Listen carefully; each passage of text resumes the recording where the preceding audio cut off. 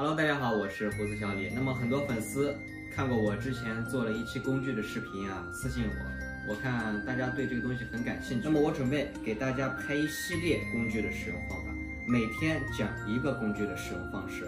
我在这里准备了钩砣、薄钉、三角钉、平棒、这个尖头枣核和这个圆形的枣核，还有一个打眼棒，一共是7个工具。那么我们这一个礼拜每天讲一个工具的使用方法。今天我们先给大家讲解最常用的三角钉的使用方法。那么我使用上一期的这个视频原料啊，给大家讲解一下。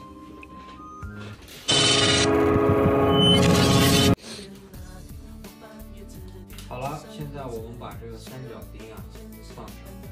我们今天先来讲这个关于三角钉的使用方法。我现在呢在这里画上一个圆，我们先用这个工具把它勾出来，钉子平着放，勾出来，勾出来之后，我们把旁边裁掉，裁掉之后，我们利用工具把这个圆做成圆润的。那么我们这一次性把钉子的使用方法讲给大家，先用钉子将这个圆勾勒出来。那么大家在家里一般使用的笔记啊，我们直接就这样勾勒，把工具放平。这个圆的制作方法呢，可以用于很多地方，比如说金蝉的这个背部就可以用这个方式。好了，我现在已经简单的把它勾勒出来了啊。勾勒出来之后，大家可以看到侧面就已经凹陷下去了。我现在用工具把侧面给它做下去，让这个圆立出来。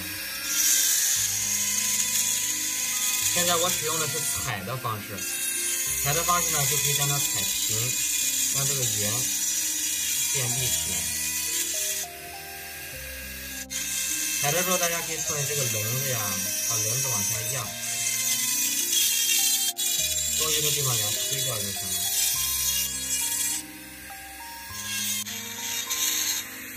那么大家现在看一下，我已经将这个圆啊把它做出来了。做的不是很圆啊，因为咱们在演示，不用精益求精。这个平面大家看到了吗？已经把它推下去了，让这个圆高起来。我们刚才使用了一个钩，就是这样子平着把它勾出来。勾出来之后使用的是踩就这样平着踩出来。踩完之后呢，我们需要做挂件的时候，我们要将它的旁边呀，继续使用踩的方式，将它这个平面做的比较均匀，没有那么多痕迹。磨平面就行了。那现在我就不继续再磨了啊。现在我们使用另外一个方式，叫做顶，用钉子前面这个臂去顶这个圆，把它顶成一个圆包。那现在大家可以看到，它是一个90度的一个直角啊。我们现在把上面的棱角去掉，就是顶它这个侧面，把这个圆着去顶掉，也就是说把它的棱角取掉。有的时候尽量多沾水啊，我就为了让你们看清楚，一双比个看清楚。顶的过程中，如果你觉得不够圆，一定要一直拿着笔把它记得要晃一下。好，这个方式呢就叫做顶。我们现在看一下，这个圆已经比刚才棱角少很多了，是不是啊？已经变得有一些小的纹面，但是呢已经变成圆一点了。我们现在要使用钉子的另外一个，我们用这个背后的侧面啊，去将它顺干净。顺的时候呀，转着顺。如果觉得哪不合适了，就继续去顶一顶，继续去这样顶一顶。当你把它顶得比较圆的时候，再来顺。太圆啊，再去给它顶一顶，给它顶得要稍微整齐一些。这样子就简单的做完了。然后呢，我们再把钉子平面放回，去慢慢的修饰一下它这个外轮廓。把这个圆呢，再给它顶得更圆，把底面给它清得更干净，让它看起来更有立体感。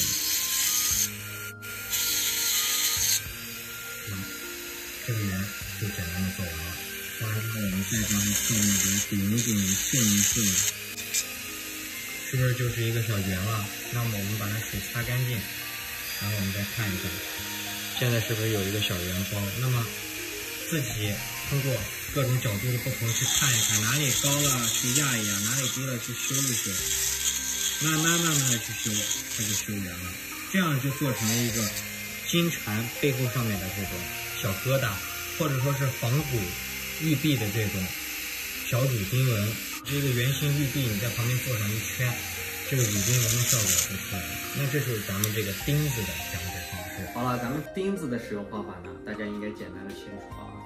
我之前拍视频的说过，钉子呢，第一个就是勾，平面的这样去勾；第二呢就是踩，垂直的去清理这个平面啊，把这个周围的痕迹啊清干净；第三个呢就是平，然后在这个平面上去刮，它就会出现一种凹槽的效果，也就和枣核使用的挤类似，但是挤出来的面呢相对要圆润一些，刮出来的面呢一般要锋利一点，这是看做什么的需求啊。